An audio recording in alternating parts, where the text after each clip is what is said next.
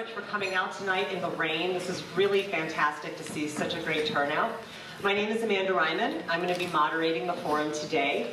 And I'm just going to basically explain how this is going to work, and then we're going to get going, because we have a lot of folks to hear from and a lot of you that want to hear it. So there are 3 prepared questions that the candidates all received ahead of time. First, we're going to have them introduce themselves, and then they're each going to answer each of the prepared questions, and they will each get 2 minutes to respond to those questions. You have note cards during the forum. If there are questions you have for the candidates, please write them down. After they finish answering the prepared questions, we will be collecting the note cards, and we will spend the rest of the forum asking your questions to the candidates, and they will each have 1 minute to answer those questions. Any questions from the audience that do not get asked during the forum because we don't have time, we will email those to the candidates afterwards. If you want a response from the candidates, there's no requirement for them to do this, but if you want to let them know who you are, then please include an email with your question. Otherwise, it'll just be an anonymous question for their information so they know a little bit more about what their constituents are looking for and what's on their minds. Okay? So with that, we're going to get started. We're going to start at the end, and then we're just going to move down the line, and we'll start with the next person in line for each question. And again, 2 minutes for each question. Oh, the cards. If you did not get a note card, they are at the front at the table. Yeah, Nikki's going to bring some around. Thank you, Nikki. Okay, so we're going to start at the end with Cindy Logan. So please, for 2 minutes, introduce yourself. Hi, my name's Cindy Logan. I've lived in this area for about 28 years. My first job was at NASA Ames Research Center, which is probably what prompted me to have a makerspace here in Willits, along with the fact that there was nothing for the kids to do, and they had stopped offering tech ed at the high school at the time. I have worked for large corporations, national ones. I have brokered multi-million-dollar deals. I have been I've been a planning commissioner. I was one of the founders of the Food Policy Council with the county. I helped put together the Grange Commercial Kitchen. I was the community coordinator for Willits under Willits Action Group for about 10 years. Some of the projects we did was bring the county offices to Willits so that they have Willits services here in Willits. Let's see, I did worked with the high school when we did the bike lockers. I was the chairman of North Coast Opportunities for a couple years. I was on their board for 10 years. I was the president of the Lake County Economic Development Commission. I managed shopping centers in the last recession in the 80s in small areas where we had to grow small businesses to fill the spaces. So I've done a lot of hands-on micro enterprise growing, and I thank you for being here. Thank you, Cindy Logan. Next, we have John Pinchas. Thank you, and thank you for coming this evening. And I'd also like to thank my 7 opponents here for everybody showing up. This is a great exercise of democracy, and I've been your supervisor in the past, spanning over a 20-year period from the 90s. I've been your supervisor for 12 years, and that includes serving on around 15 boards and commissions through that time. I think my results have been as supervisor, and pretty much evident throughout the 3rd District, whether it's Covelo Trails Project in Covelo or Safe Route to School projects in Laytonville, or many projects. Infrastructure has been kind of one of my things. We've got a lot of new bridges built in my tenure, and if I'm elected, I hope to continue those projects with much more. There's a lot of different issues. You know, I think back, my term has been spanned over a period of 20 years, and if many of you sitting here can remember back in the old days, we had what we called the timber wars and the garbage wars, and we had a successful conclusion on both of those issues, and I think I was one of the leaders in trying to come up with solutions. I'm all about solutions, not too much about talking about the problems. But if any problem comes up, we're here to take hands-on and be right up on front of it, just as what local government's supposed to be. Because ultimately, when you look about state and federal government, it's really local government that affects our lives on an everyday business too. So I look forward to serving the people of the 3rd District for another 4-year term, and I'm just up for the challenge. Thank you. Thank you, John Pinchas. Next, Tony Tucker. Good evening. Thank you all for attending tonight and braving the weather. And thank you for the other candidates for their attendance. And I've lived in Covelo since 1992 when I got out of service. I graduated from Round Valley High School in 1988. I'm pretty much a product of the county. I went to school here. I went, traveled, saw the world, came back, and started in grocery for the local grocery store, and I've produced a lot of product through the grocery store for a lot of citizens in this county and surrounding areas of the county, in Lake County and so forth.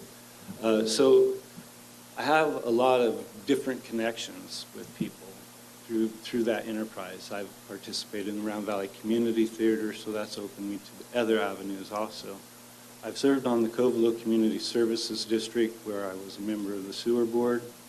I was a member for 8 years, and we oversaw redevelopment of our sewer lines and managed our discharges into Town Creek. I've currently a clerk on the Round Valley Unified School District Board, and I look forward to serving the district in facing some very tough challenges ahead of us. We are in some extraordinary times where we can embrace an opportunity for growth and we can move forward, or we can sit on our hands and complain about the good old days and not fix anything. My ideas are kind of progressive, and they're thinking about moving forward and being fair and equitable across the board. Thank you. Thank you, Tony Tucker. Next, Susie Barsotti. Barsotti.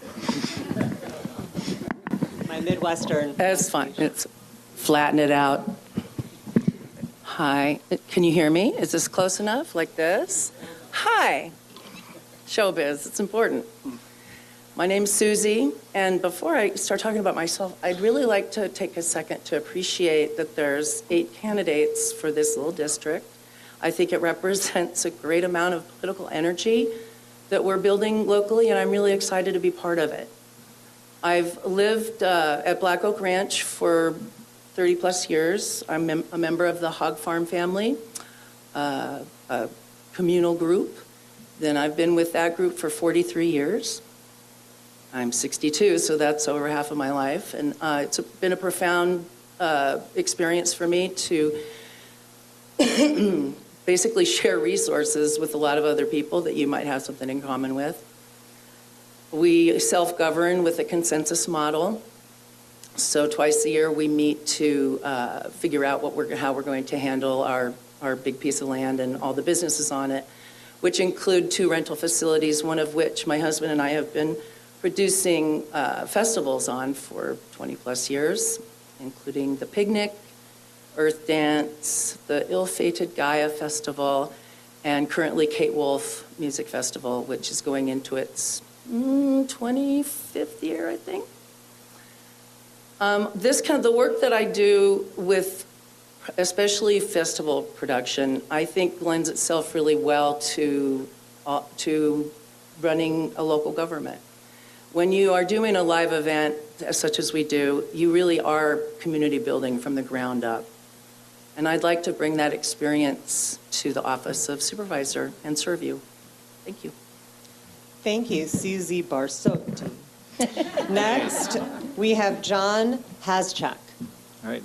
Very good. Thank you all for coming out tonight.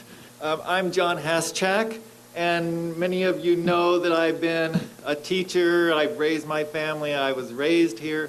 And so I've strong connection to the community. But tonight, what I want to do is I want to talk about what I stand for and why I'm running for supervisor. I've been the president of the Willits Teachers Association for 15 years out of my career in the Willits Unified School District. In that time, I've stood up for our families, for our students, for our teachers, to make our public education system better. I've also chaired the statewide budget committee for the California Teachers Association for 7 years. That's 7 times I've been elected to do that job, and it's developing, balancing, and passing almost $200 million budget. And so I've done that successfully 7 times as a chair. I have a history of standing up for our children, our families, and our schools. Over the years, I've had to deal with school administration and school boards who sometimes are misinformed, misguided, or wrong in their certain subjects, and sometimes all at the same time. So, those are my bosses, and I've had to stand up and do what's right. Okay? I've been elected 8 times to that position. In November, I got the school board to pass the Safe School Zone, which protects our students from ICE raids, federal ICE raids, and tearing families apart.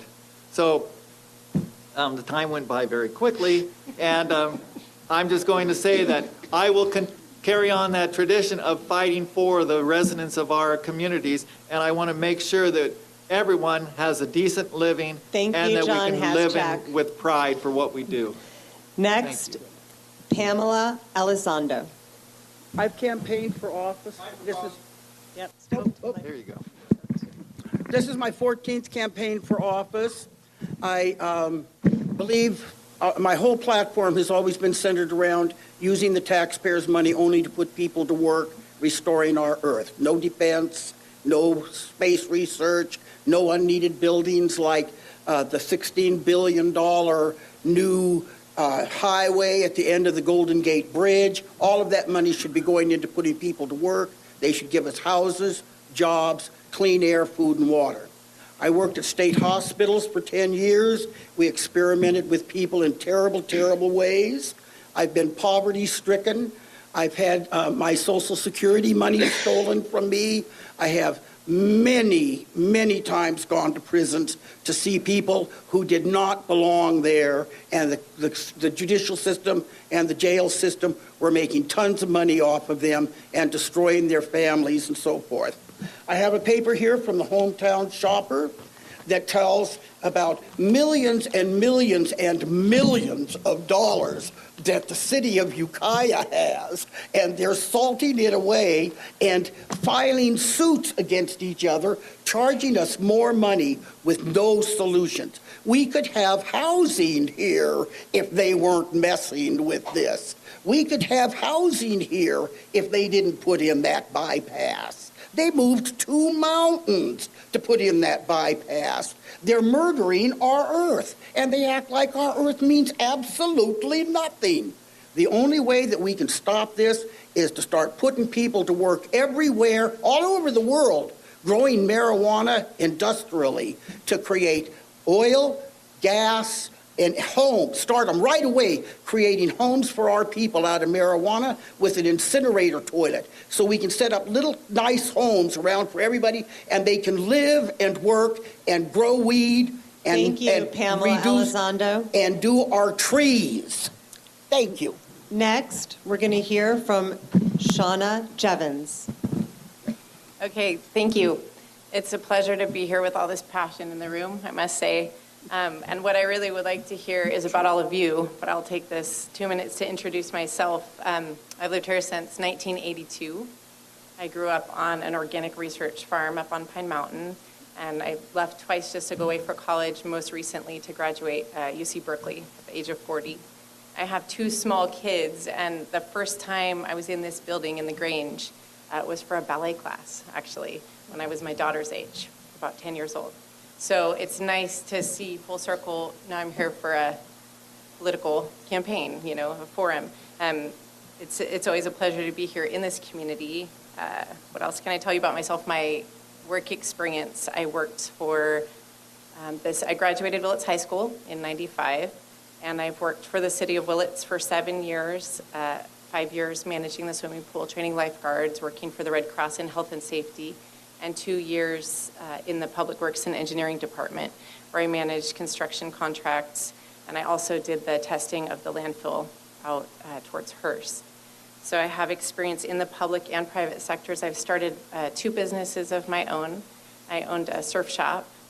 I'm avid about health, and I also started a yoga studio.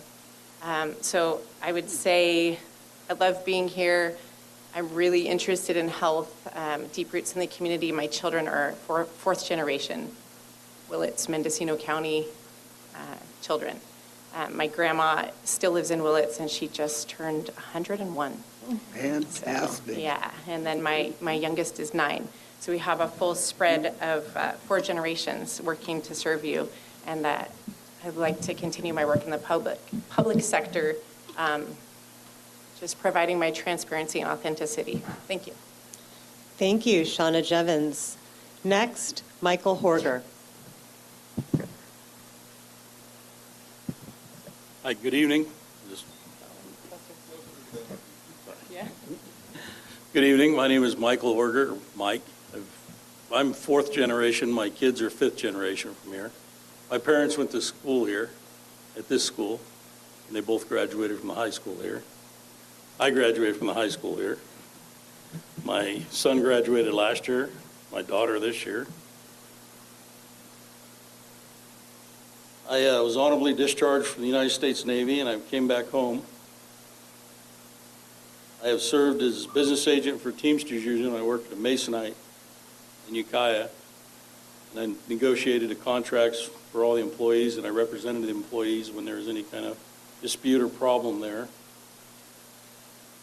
I have volunteered for the Little Lake Fire Department, did that for 18 years until I was injured, and then I was also voted in by my peers. I was the president. I represented all the firefighters in the Willits Association. I went out to service groups, I went to trainings, and I represented Willits in our fire department. I worked on safety plans, worked on 20 years ago when we had the Oakland Hill fires. We were all concerned about Brook Trail, so I was up working on that safety plan that's in place now that needs to be updated evidently. I also, after my injury, I was elected to the Little Lake Fire Board of Directors, served there for 2 years. I've coached many sports in this town, different whenever needed. I have served on the school site councils for the last 9 years. And I used to help out in classrooms after I was taken off work from the kids when they were first grade all the way up. So I really got to know the kids in the community. And I worked on Sober Grad for the last 2 years when my kids are in there. And I've worked in the customer service industry for the last 25 years. Thank you, Michael Horger. Okay, we're now going to go to our first prepared question. And John Pinchas, you will be the first to answer this question, and then we'll go down the line. The question is, what do you feel are the biggest issues facing the county right now that are not currently being given enough attention? And which issue is your number one concern? John Pinchas, you're first. Thank you. I think to say what is the most single issue, that probably has a different definition from every one of you sitting out there. Certainly the decrease in the cannabis industry. When I first was involved back in the 90s in marijuana business, we called it the marijuana business, and then it evolved into the pot business, and now it's called the cannabis business.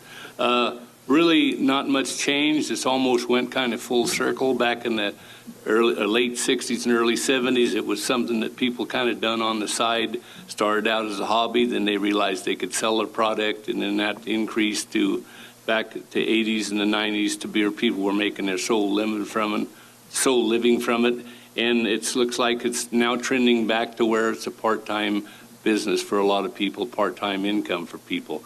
And as we're now with Prop 64, we got to compete with the the Central Valley and places beyond that. So it's certainly changed. I've seen the whole gamut of it go from what it was to what it is now.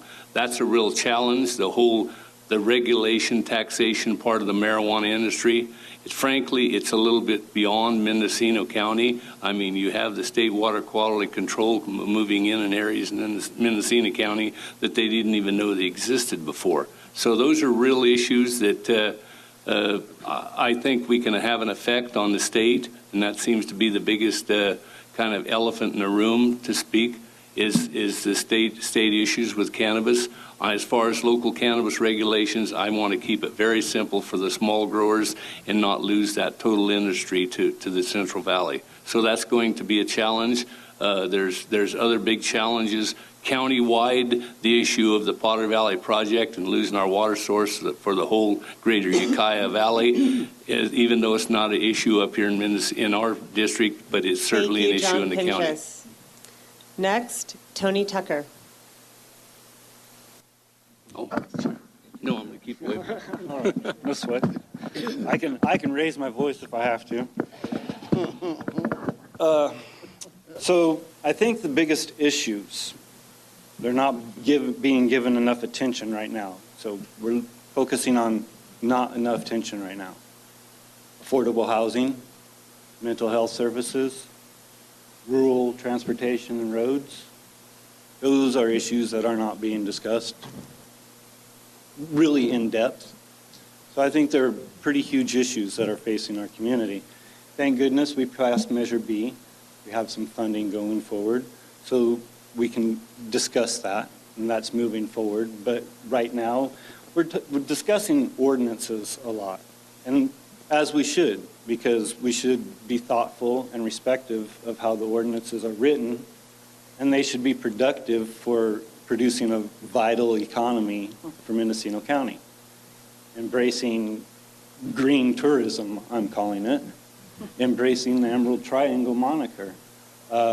Addressing appellations and, sun-grown organic. And embracing the culture that has been hidden for so many years.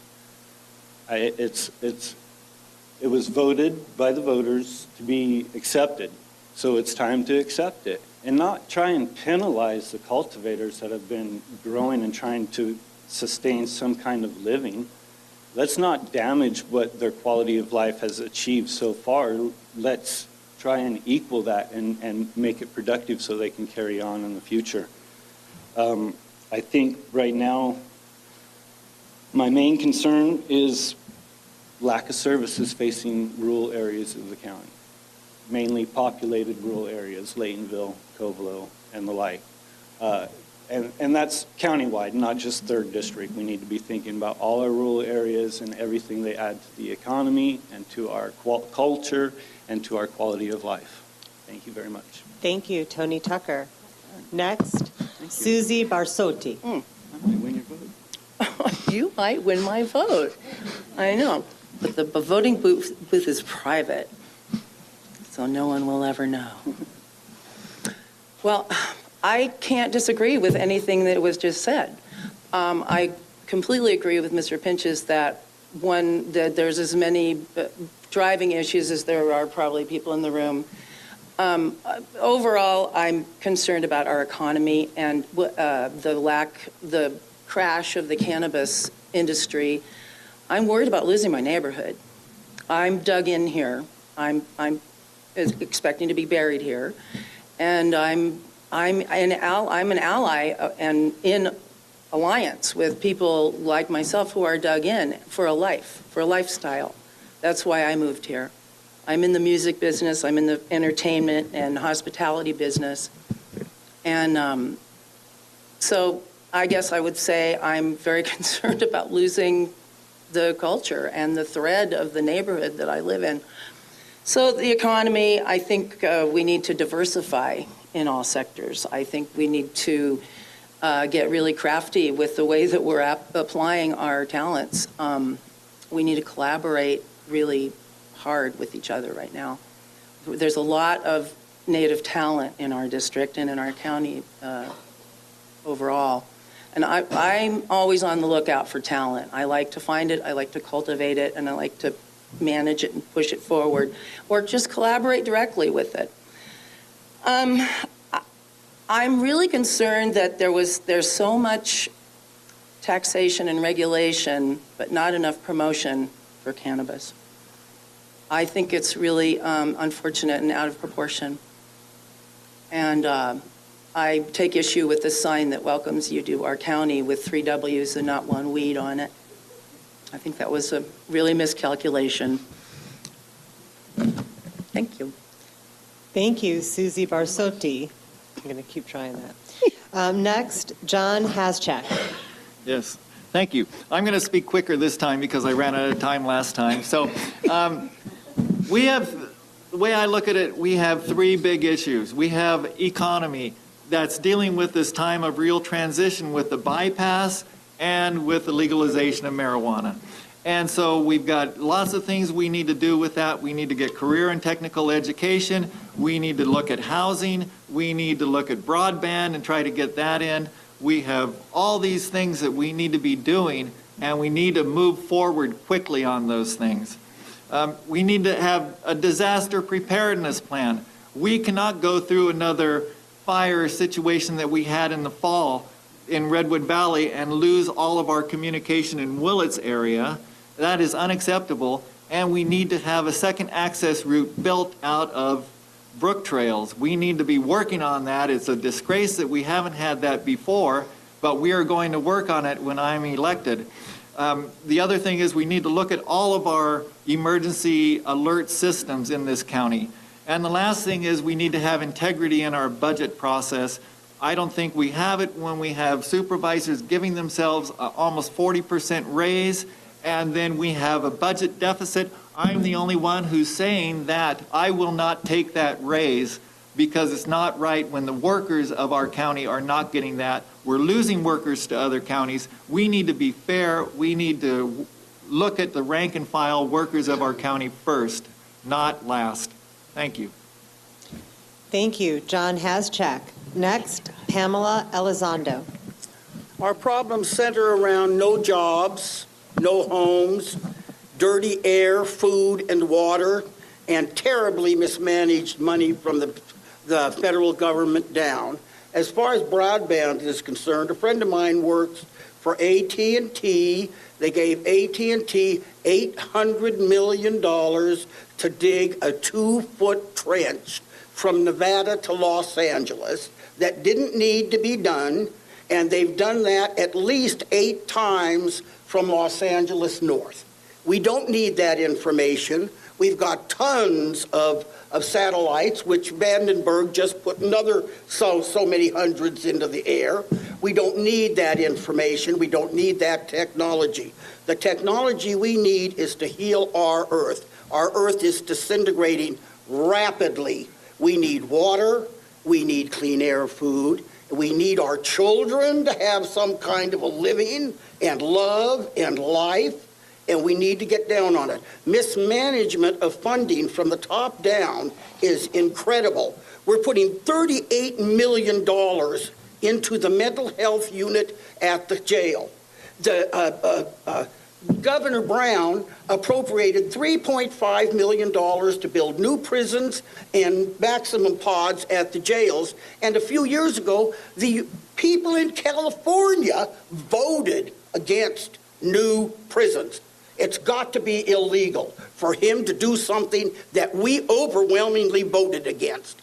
And if you go to that jail, if you go to the court and you check and see, you will find that 99.9% of the people in that jail are there for nonviolent reasons. And they're being treated like animals. They don't even get halfway decent food. It is disgusting. We need to take this bad money Thank you, and Pamela put it into good Elizondo. things.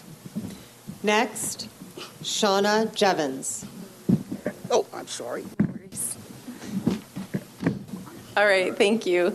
So I'm going to address what is my number one top concern first, and I'd like to say health, because all the issues fall under health. There's about 7 or 9 things that communities need to have longevity and happiness, and they all fall under health. as far as the biggest issues facing our county right now that are not currently being given enough attention, I would reiterate and reflect that meaningful work, living wage, clean air, clean water, housing, definitely a big one, some rent controls, so we can afford to live here, access to health care, nutritious food, services, like Tony said. We need access that supports families and access that supports us to be here. So we need access to the education, the healthcare, and the jobs. I think those are big on the priority list. If I were to break it down, some issues we're facing right now are, cleaning up the water, because the rivers in Laytonville from the Caddo tribe are being polluted from the solid waste dumps. I think that's huge. That needs immediate attention. In Covelo, the teachers need housing, so they're having a hard time getting teachers over there at the Unified School District because there's no housing. In Willits, we need at least one more second access to brook trails. So those are some of the top priorities, I think, that fall under health. And I think really important that we work on having a living wage, creating more access to jobs. And then somebody also mentioned the budget and balancing the budget, utilizing it more wisely. And I think that we have a record of outsourcing in Mendocino County. When I worked for the city of Willits as well, of contracting out ad hoc committees. And I think that we have the intelligence here at this table and the ambition to solve our own problems. So I think we need to stop outsourcing work, keep it local, and use our own intelligence and willingness. Thank you, Shauna Jevons. You're welcome. Next, Michael Horger. Well, I'm almost last, so I'm going to feel like an echo. But local economy is the question, was the biggest issue that we're not really doing. But local economy, lack of well-paying jobs. Used to be when you got out of high school, you started in a job and you started sweeping floors. And then when somebody moved up, then you moved up, you got with responsibility, you got more responsibility, and your pay went up with it. Well, we're at the point where we don't have that type of jobs. There's a couple around that do this, but people start in at minimum wage jobs and they stay at minimum wage jobs. You're getting housing that $300,000-$400,000 for a house, and you can't afford that at a minimum wage job. And I was at a meeting a few weeks ago, and they said, well, that's why we need subsidies. I think people should be able to stand on their own 2 feet and not have to worry about the government helping them out. I mean, why should taxpayers, like most of us, pay for subsidies on people that want to work and need to work? We just have to find them to work and be able to do that in this community. There's people that are leaving the area because they can't find jobs and keep their family. The class size this year for graduating class to high school, 67 kids. Used to be 100, 120. So that's 40 families just from one grade that are gone. That's 40 families that don't spend their money in this town for a tax base anymore. They're gone. That's only one. I mean, you're talking there's 12 classes. So, 3,000 families. Well, not that many. Sorry, my math was off here quick. But I mean, quite a bit of tax base you're losing in that. My number one priority would be public safety. Like I said, I've got a history of fire department. I've been all over these hills, putting them out, rescuing people. And brook trails, that's why we did the 7 accesses, emergency accesses, because you don't know how fires are going to react, so you need to have them in different places. Thank you, Michael Horger. Thank you. Cindy Logan. Hi, my top priorities are tied together, and they are housing and economic development, because we need to work more on working with people that are here and the skills that are here. We need to have more micro enterprise going on. We need to have it in the outlying areas. We need to have it in Covelo and Laytonville and Willits, not just Ukiah. We need to have housing in those areas also. The average housing cost, and most people are paying over 33%, which is an affordable rate for housing. When you have people paying too much for housing, they can't be good community members because they don't have money to spend on the businesses and the fundraisers and the other things that build a community. We have an amazing community here. I saw the talent here firsthand that most people don't even know working with the mentors at Wowzer. We have people that are ready for micro enterprises that are already doing businesses out of their houses that can do it. And we also need to tie in the cannabis industry as regular business and not treat it as a stepchild, because that is another economic impact that this county has, and we need to embrace that as tax revenue. We can't do the health issues. We can't do the roads effectively. We can't do anything else until we have a decent economic base and have decent economic development here. Right now, if you're trying to grow an existing business and you're looking at someone over minimum wage, they can't come here and get housing. We had a heck of a time finding a management team. It took us 6 months to find people, and then we couldn't house them. So housing and economic development are tied hand in hand, and once we have a decent base economy, then we'll have money to afford all the other things that we need to be doing here. Thank you. Thank you, Cindy Logan. Now we're going to move on to our next question. Tony, you're going to be the first to answer. So our next question, now that you've discussed a bit about your top concerns for the county, how do you feel a well-regulated and easily accessible cannabis economy can address these issues or not? Tony Tucker, you are first. First of all, I think that a well-regulated, fair, and equitable cannabis economy can begin to alleviate some of the financial stresses we're experiencing on all the issues that we're talking about. That's another tax base that we can count on that we haven't had, that's been the stepchild and hasn't been welcomed into the community, but has been part of the heart and soul of the community since the timber industry has collapsed. I mean, there's been something here. So we need to start reinvesting these monies into our schools, into our public education, and our infrastructure. If we're not building intelligent young people, then we're not building healthy, intelligent young people. And if that's not the case, then they're not going to be adults that are productive and contributing to where we need to go in the future. We need to start treating our children as the next phase of life. They are the ones that are going to carry the torch in the future. We have children out there right now, young adults out there right now that are speaking their minds, and I'm glad their voices are being heard. Whether I agree with their message or not, it doesn't matter. They are practicing their right, and we need to embrace that, and we need to embrace that all the way down the line, all the way down to our public and local governments. So I think that if we start treating cannabis like the winery industry, and inviting people to come here and stay a while, and what the hell, get stoned. But have a good time, enjoy the beach, enjoy the sun, enjoy the river while there's water in it. But let's start thinking about things that are progressive and about our future. I like the Great Red Road Trail. I want to protect our environmental resources and move forward. Thank you. Thank you, Tony Tucker. Next, Susie Barsotti. Oh, hello. There is a lot of passion up here, and I'm really digging it.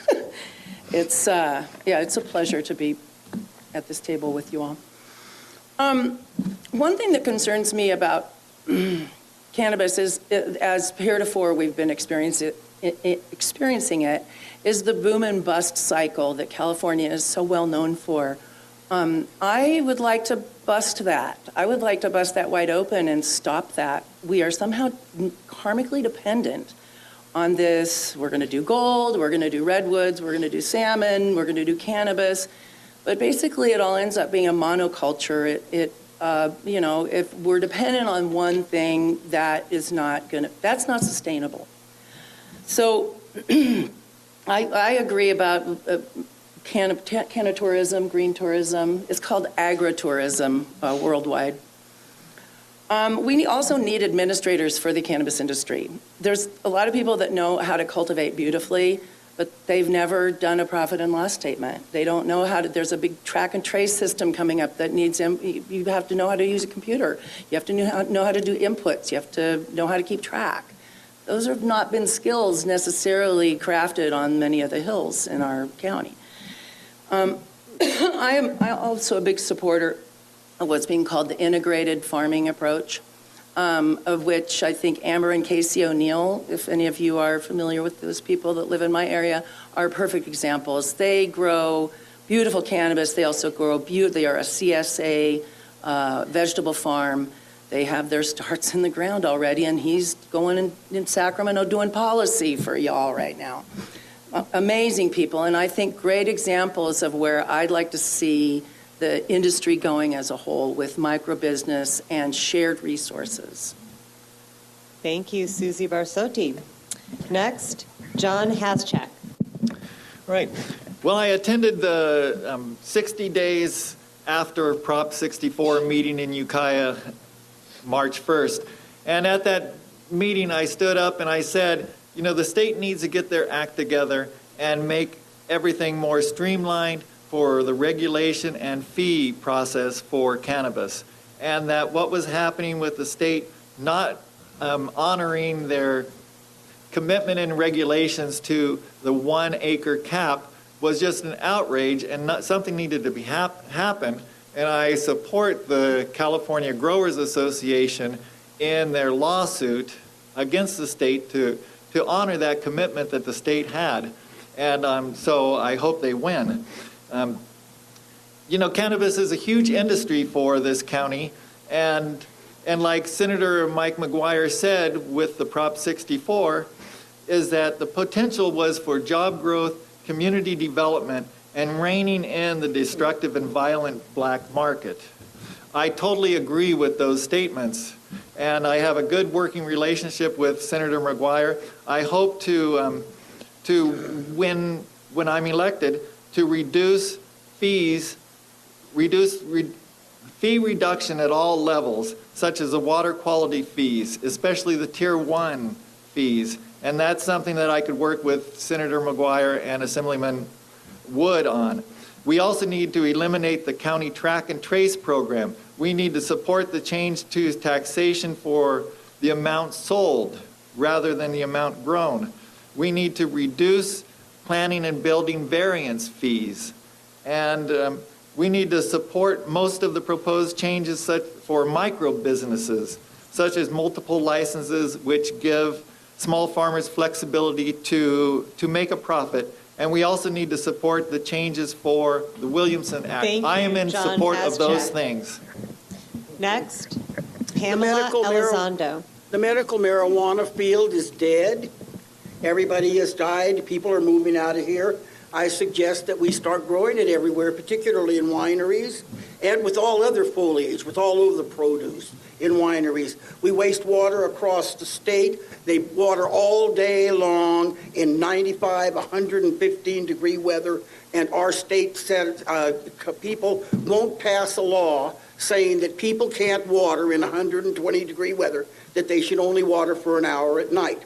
I suggest that we put our people in prison to work growing clones and all other produce and pay them $5 an hour more as they get ready to pass getting out, and transfer that all over. When they get out, they'll have a job. It'll get rid of gang warfare, and it'll create a community effort. And when we get out here, we start putting marijuana all over in all of the wineries right away and start using it for houses, as I said before. And if we pay people $15 an hour for a 30-hour work week and a $300 a month living stipend, it comes to $27,000 a year. We could put almost 2.5 people to work for that, and that's for $62 a year for one person in prison. And the jail gets a lot more than $62,000 a year for keeping all of our nonviolent offenders there. We really got to get rid of the jail, and it's not even decent or humane what we're doing to our people. We might as well bomb them all. Send the drones in here and get rid of them, then torture them like that. And I suggest we put everybody to work growing marijuana and put it into everything that we can use, and it will solve all of our problems. Clean air, food, Pamela water, Elizondo. etc. Next, Shauna Jevons. I love following this passionate lady. Some really great ideas. I believe we should garden in the prisons also. I think that's wonderful. And the incinerating toilets you mentioned earlier, that's great. So addressing the question, how do I feel a well-regulated and easily accessible cannabis economy can address these issues that we're facing in our county or not? I feel that a well-regulated and easily accessible cannabis economy can start addressing issues. I think the old business model was just for profit, and now we're looking at the triple bottom line. So we're looking at profit, people, and environment. And what I've already seen in this community since cannabis has become legal is friends and acquaintances that are trimming in horrible conditions are now trimming for places like Flocana, and there's a human resources they can go to. They're not being fed strange food. I mean, there's just a better overall healthy environment in their work. I think the problem is that the wages have gone down, so that needs to be addressed. But as far as regulating and making it accessible, I think that it really does support people. I don't know that it has so far supported profit. And it also supports the environment, because then we can regulate the industry to not be polluting of our streams. We can regulate the soil just like any other ag is regulated. I agree with Barsati about the monocropping. You know, let's cultivate it in a way that is beneficial and sustainable. And it seems that, you know, it's supportive of people and environment, and now we need to figure out how regulation can be supportive of profit. I mean, we don't want to see what happened in Oregon, where there were no dispensaries when it became legal, and there was, you know, the profits went way down on the black market. We also don't want to see, you know, eyesore dispensaries. We need to keep the downtown areas quaint. It looks like my time's up. Thank you. Thank you, Shauna Jevons. Next, Michael Horger. Thank you very much. So if the cannabis regulations ever get figured out in this state, I've been kind of doing my due diligence trying to figure this out because I'm not in the industry. But I looked up, Oregon already has, this is their cannabis and water quality. They've got 2 pages that you download. They've got rules for cannabis and weight measures, 2 pages. They've got cannabis food safety, how to do it, 2 pages. Well, I don't understand how come we can't. I mean, the plan is in place. Why do we have to be so arrogant in this state to try and reinvent the wheel? I mean, that's on that purpose. I mean, it's here, it's working. The industry around here might be better off going the route of the boutique. You know, I've always laughed at the different names, Girl Scout Cookie and Grape Ape, and it was kind of funny, all the different strains. And I've always thought that was pretty interesting. But if you go to the boutique and have, you know, like wineries, they do some grow, you know, Chardonnay and some grow, you know, different wines. We could do that. I was reading something else. They said they estimated there in California for this year is going to be 4.1 million pounds of marijuana, and there's $39 million in here. Million people, sorry. So I'm not going to try and do the math on that one, how much each can smoke in order to go through the 4 million pounds a year. But there's going to be a big smokestack here in California, it sounds like. It's going to be overwhelming. See, the quality is going to be lost by quantity, and that's what I've been reaching out to people, and they said that they're going to put it all in a pile and spray it with perfumes and different things. And I don't know, like I said, I don't know a lot about the thing. I read that medical has a higher allowable THC, so that could be something that we could concentrate on in this area. And large grows are going to flood the market with generic cannabis. You know, take after the wine. Thank you, Michael Horger. Next, Cindy Logan. Hi, I think we have let our small growers down.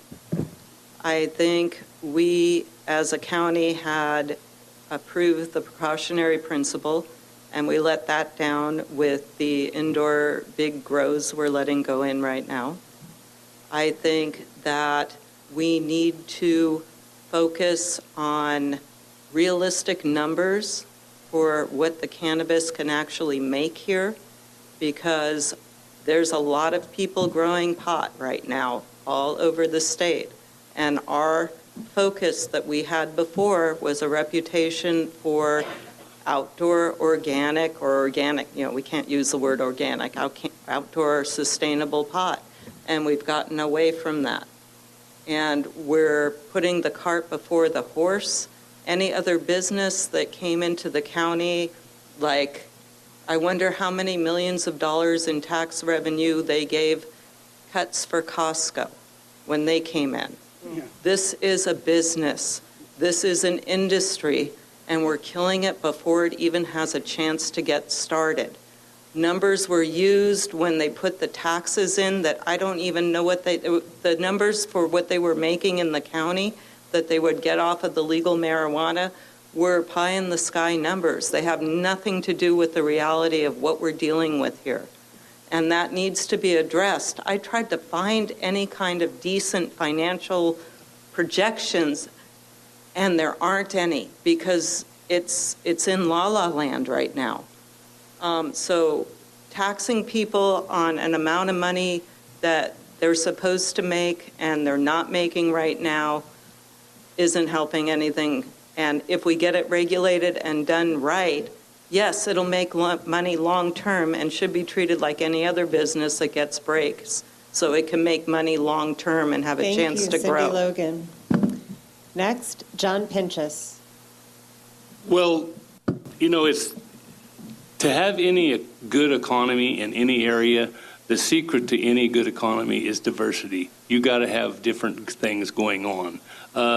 I'll disagree with my colleague here to my left when he said that the timber industry is dead. Our timber industry is right now in Mendocino County going through a real revitalization. It's really increasing. We are doing the increase on, but cutting a lot less lumber or trees than we are growing. Our growth rate is way up and our harvest rate is way down.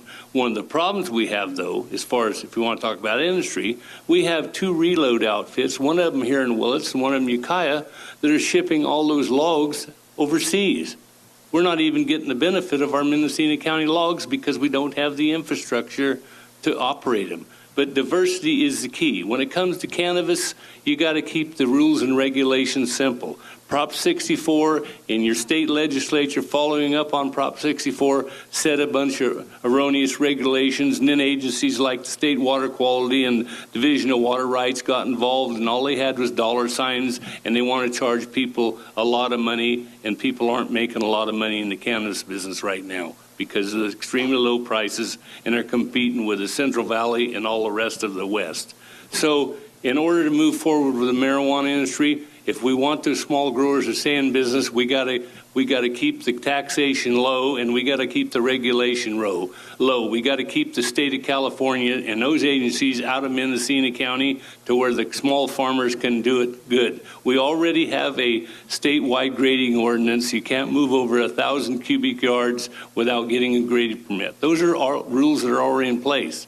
I've said it many times, and I'll say it again. As far as cannabis, I don't care really how much people grow, but if they trash the land, they ought to be hung at the nearest tree. John And Pinchas. so it really comes back to the environment. Take care of the land. So we have 30 minutes left, so I'm going to call a little audible.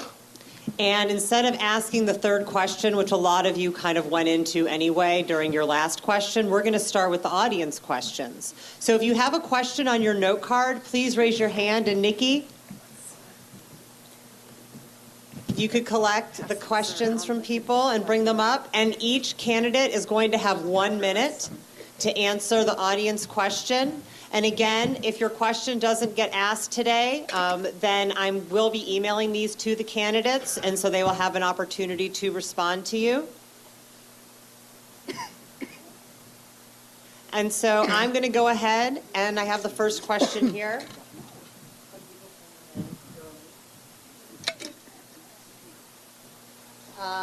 Okay, so the first question, and this is going to be first to Susie. 1 minute. How should the county respond to the threat of climate change? Susie Barsotti, 1 minute. Excellent question.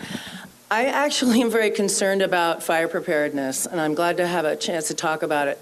I have a really big idea that would be like a 10-year, 5 or 10-year program, probably 10-year, that would use, I have a friend in the Fire Safe Council up in Humboldt, Lania, Quinn Davidson, who's actually been working with CAL FIRE and other agencies to do prescribed burns on a countrywide. They're going all over the country doing this work.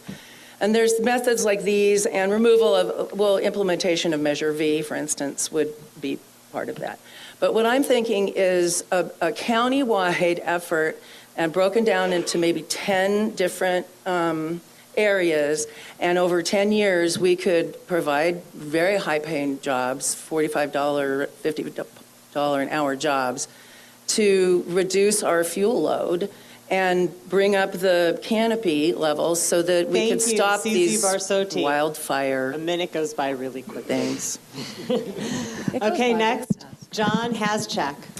All right, I think I spoke about this earlier, but I'll say it again, about we need to be on top of the disaster preparedness. We need to look at the whole county Office of Emergency Services, see what they did right with the Redwood fire, and see what challenges and where we need to move forward with that. We also need to do the second access route out of Brook Trails, and I'm committed to that. I've been to a lot of meetings up in Brook Trails, and I've worked closely with the board of directors up there. That's why I'm being supported by 4 out of the 5 directors right now from the Brook Trails board, because they know that I'm a person who will get in there and work hard as I possibly can to get that emergency access route done. Thank you. Thank you, John Haschak. Next, Pamela Elizondo. To stop our water problem, we need to stop the wineries, the olive and almond growers from watering all the time, and we need to start growing our vegetables and everything else symbiotically to save water. And when we save water, we should be able to stop the problems of things. We need to create an incinerator toilet that we can send around the world so that everybody can have an incinerator toilet for less than $2,000. We need to put people to work restoring our earth, growing marijuana, because marijuana produces as much oxygen and water and what we need to exist as an acre of trees. And we need to start healing our oceans so that we have kelp that will produce more water, and altogether we'll heal our earth by growing marijuana everywhere, including getting people jobs, houses, everything. Thank you, Pamela Elizondo. Next, Shauna Jevons. Could you repeat the question? I think Amanda, there's been a lot of, could you just repeat it real fast? Absolutely, and then absolutely. Thank you. How should the county respond to the threat of climate change? Right, okay. So the threat of climate change definitely has to do with the environment and how we're treating it. So that, water comes into play. I was actually speaking with Lauren on the Fire Safe Council a couple of weeks ago, and we were talking about having a fire science degree, kind of like you can get a master gardener certification from this extended education through Hopland, and having a degree, different degrees in environmental sciences and promoting those as vocational. I think it starts with education when we're, becoming aware of climate change, not doing the plastic bags, protecting our waters, cleaning up the toxins that are dumping into our rivers. And I think it all starts with education. So that would be my vote, is to start in the schools and have educational resource programs about clean rivers, and then also do a master certification that people can come here and get a fire ecology degree. Thank you, Shauna Jevons. Next, Michael Horger. Thanks for having the question repeated, because there's a lot of different answers on different questions that I didn't hear. But as far as fire safety, when there was logging, the logging cleaned up after himself, so that took away all the underbrush, and it took away all the burnable fuels that are there now.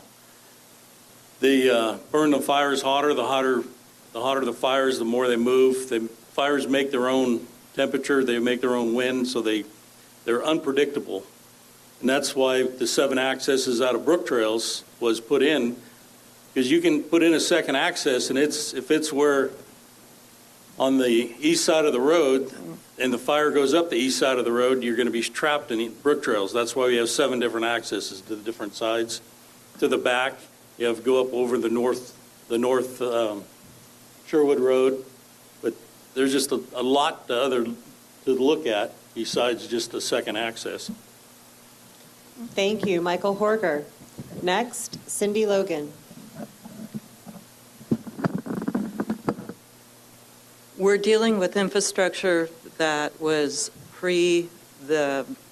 what we're seeing now with climate change. And a lot of what we're dealing with right now today is about saving lives. About 10 years ago, I was a reviewer for the state of California emergency EMS plan. And so this has always been something that's been near and dear to me. It's about saving lives right now. Education and everything is great, and that's good for a long-term solution. But right now, with things like the Brook Trail, second access, or even a fire road out, those are the things we need to deal with today because we're dealing with climate change, it's here, and we need to be able to save lives. Thank you, Cindy Logan. Next, John Pinchus. Climate change and global warming are 2 issues that I think are a whole lot different than each other. I certainly believe in climate change because, as we sit right here, we're sitting on a spinning planet, so things are changing every day. Everybody tends to want to blame the weather on everything that bad happens in their life. But, we have, Brook Trails needs a second access. It's got about 7 that can be used on an emergency thing. Fixing up the first 3 miles of Sherwood Road is the most important thing to do up there because that's the way people want to get out of there. And even when fire responders go up there, if a truck or something is broke down in the middle of the road, they need to get around it. So I'm for, as far as the second access and Brook Trails, I'm for making the first 3 miles up the Sherwood Road good. We have other areas in the county like Pine Mountain is kind of a one-way in, one-way out. But when you have like those fires in Redwood Valley where you have a fire start about midnight in the fall of the year when all the oak leaves are dry and you got 80-mile-an-hour Thank you, winds, John there's no Pinchus. such thing as defensible space. Next, Tony Tucker. Oh, sorry. All right, so the county can address climate change or global warming. Like John said, it's a cyclical thing. I'm sure that we have a negative impact. We're overpopulating the planet and so on. So, we're growing. So, recycling. Growing up as a young person, we recycled all the time. I remember walking along the side of the road collecting cans and bottles so I can take them down to the grocery store and get 5 to 10 cents for each item. And then walk out there with a little candy bag full of candy. We can go look at the past a little bit and respect it and embrace some of the stuff that we've done in the past. Recycling on the county level, we could use potato ware and stuff for our food service industries and our to-go packages. They break down ecologically, and there's just so much that we can do with recycled products and using sustainable Tony Tucker. agricultural products. So the next question, John, you'll be the first to answer this one, so you have a microphone. Okay. Yep. So John Haschak, the next question for the group. What are your ideas for dealing with substance abuse in our area? Well, I'm so glad that Measure B passed, and I was out there precinct walking in Ukiah and Willits, getting the word out about Measure B because that's a mental health issue. We need the services. We need to deal with substance abuse, mental health issues. They all kind of go together. And as a person who's worked in the schools with youth for many, many years, I know that the problem is very serious, and we need to be outreaching to the different communities. I was just up in Covelo talking with their tribal leaders about this respite center they're creating for people to go when they're in times of, need a cool down period. I think we need to do some of those, especially out in Covelo, Laytonville. We need to have resources spread out throughout the northern part of our county too. Thank you, John Haschak. Next, Pamela Elizondo. I think that our drug use is our own damn business. I don't think that we should suspend any money or any time. I don't think the police should be able to come after us because of our drug use. And I think our drug use is created by a really bad society that doesn't think about its people first. I think we need jobs, first of all. If people have jobs and safe futures, not only will they do less drugs, but they will reproduce less, and we will have to produce more or less for them. Germany got to the point where they had so few people that they weren't able to take care of themselves, and they went to Spain to get some more. So, I mean, I just think it's really, really important that we quit centering in. I don't care about cannabis, except to save our earth with it. And drugs are nobody's business but our own. We need jobs, security, clean air, food, and water, and that's what we need. And that's our job, to give everybody. Thank you, Pamela Elizondo. Next, Shauna Jevons. Which one? Which microphone to use? All right. See, I have two microphones, access to opportunities right here. So I wish I knew how to make this one taller so I didn't have to hunch over. But just what? Okay. Straighten it up. Talk fast. Okay. So access to opportunity. I think that local treatment centers would be great instead of sending people away for treatment. And I think that, yes, it springs from lack of access to opportunity. So we need to offer more programs to help people with skill sets that build confidence and more access to other choices, starting with the youth. You know, I just want to bring up the youth that talking about youth is that the center that was built behind Blosser, the kids club, isn't open over the summer or over spring break. So it doesn't leave much to do. I think programs like that need to be expanded so that we have more in our vision that includes from the youth up. Thank you. Thank you, Shauna Jevons. Next, Michael Horger. On substance abuse, education is always the concern. I mean, at the high school, I've been on a site council, and they've been talking about different types of drugs. You have entry level, then you have your I'm trying to think of the word. Opiates. Thank you very much. There's lists, there's pictures, so everybody can see. There have education, and different speakers come in. I mean, that's kind of where it all starts, and that's where it's going to end. But with the mental health situation, I think we need to get something put in this town. We need to get an inpatient and an outpatient, because if you do need to be inside, being home where family can come and visit you here and locally instead of having to drive the Napa is definitely a way to make you better quicker. Thank you, Michael Horger. Cindy Logan. The old standard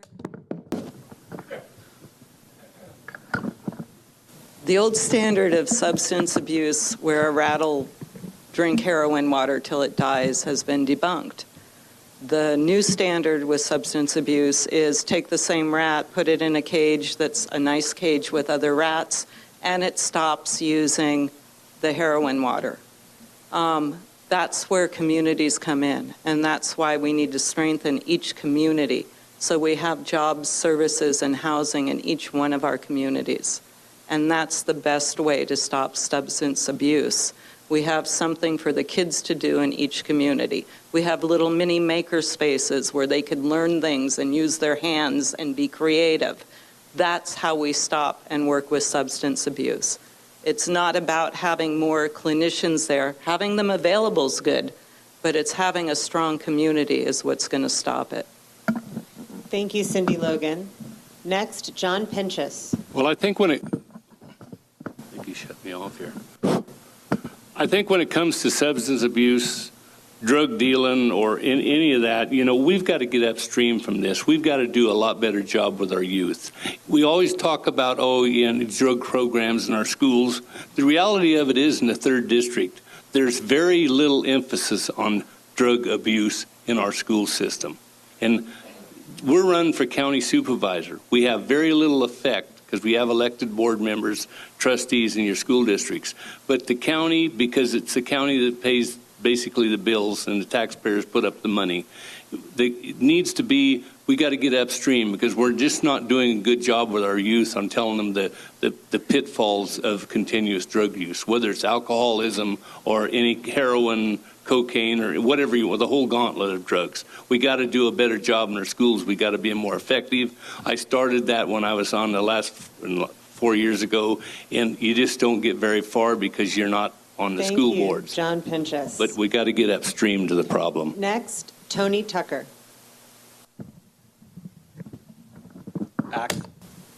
Oh, we're all going to play games. Access to hope would be my start. So an empowered, educated person is going to have the confidence to make the right decisions. Drug abuse, drug use, it starts from within, it comes from within, it's impacted by external forces. So if you have a strong person that's empowered and their confidence in themselves, then they can make the decision.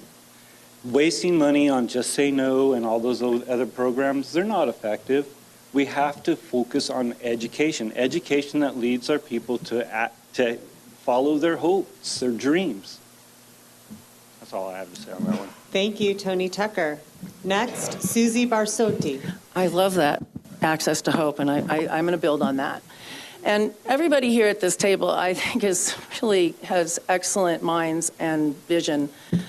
Again, I think it does come back to the family. In my large extended family, the hog farm, we, over the 43 years I've been a part, there have been some of my members who have had issues with drugs and alcohol.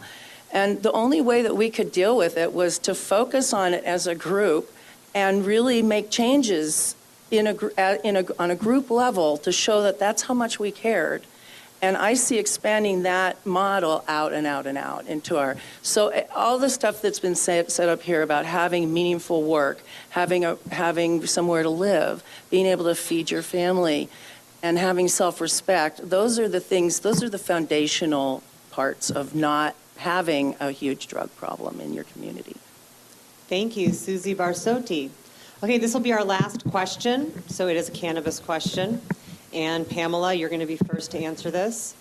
So we've heard complaints about the slowness of the licensing process in Mendocino County. How would you improve this process for those wishing to enter the regulated market? I think the processing is a whole bunch of garbage. They're wasting our money. They're losing our money. I think that anybody that wants a permit, if they have to have one, should go and be able to grow the stuff that they want. Basically, what they should do is they should produce a model of what they want to grow and produce with growing their marijuana everywhere. I mean, we could produce billions of dollars of worth of money just by growing baby products that were not toxic to our babies, much less a house. We could just spend, everybody that wants a permit should have a permit, and everybody that's capable of growing, including the Mexican cartels, should be able to go out and grow as much as they want to produce everything we need to clean our air, food, and water, and to give everybody jobs. Thank you, Pamela Elizondo. Next, Shauna Jevons. Amanda, will you repeat the question? Yes, the question was, we have heard that the county is slow in giving permits to folks who want to come into the compliant system. How would you make it easier for people who want to come in and have compliant businesses? Okay, I just want to say, first and foremost, appointing a specific person to process the cannabis permits has made it more streamlined and go a lot quicker.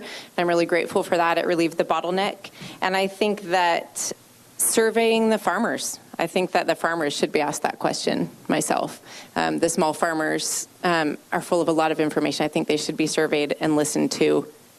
And then we should come up with something when all the narratives and voices are heard. Thank you, Shauna Jevons.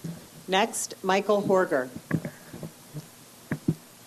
So during my research, found out you have to have 10 different state and county groups come in, CHP, Fish and Game, everybody come in and do their inspection in our own little, and everybody charges. I was even reading what it costs, what it takes to ship anything is just ridiculous in this state. So there should be, you have the Bureau of Cannabis Control.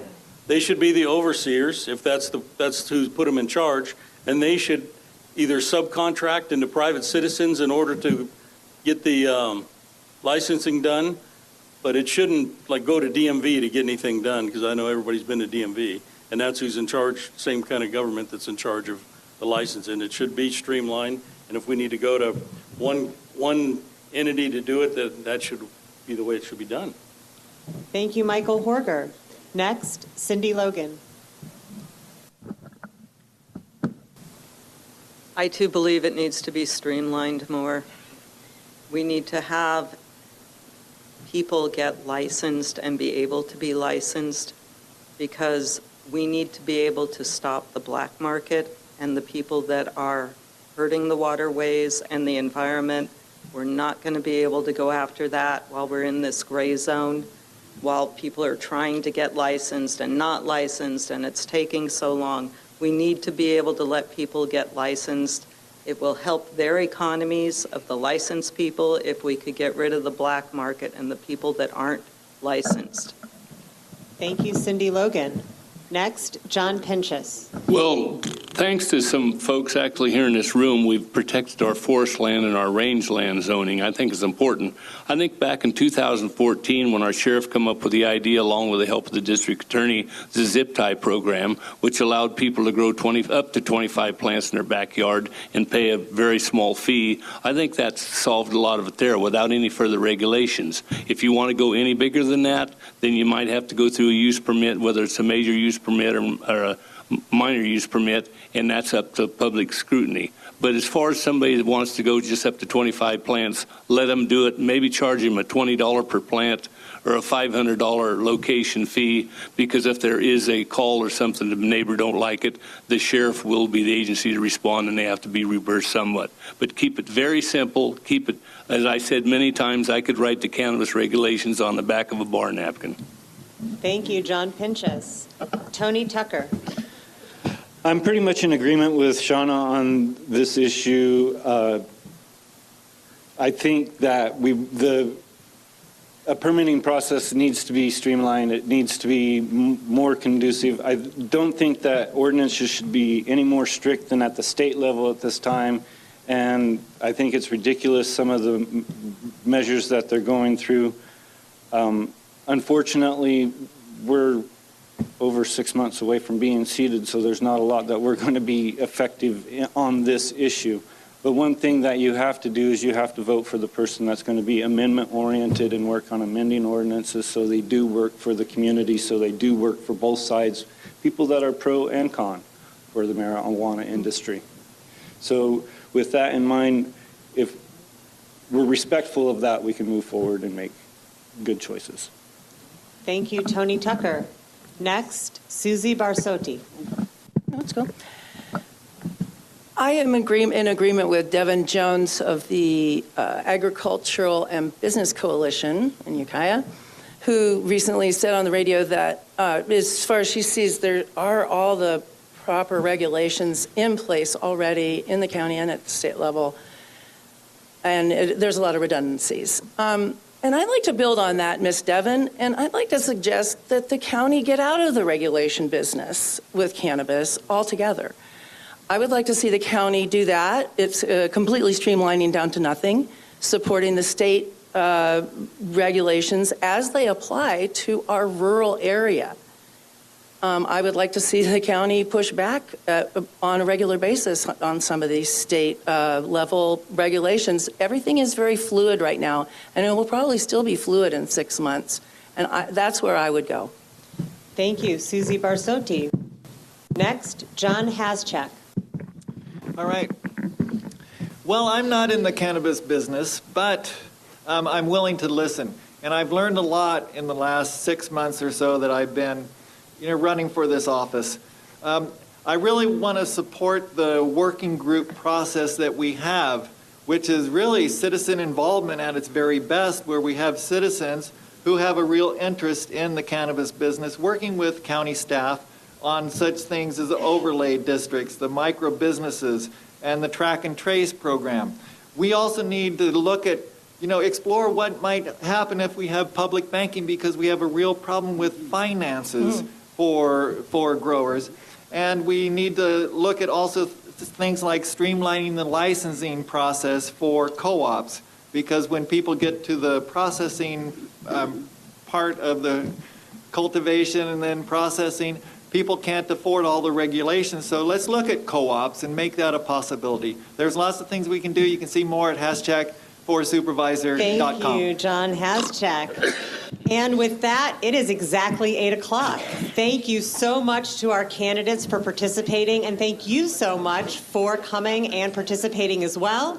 And don't forget to vote. Everyone drive safely. Thank you. Don't forget to register. Register 17-year-olds now.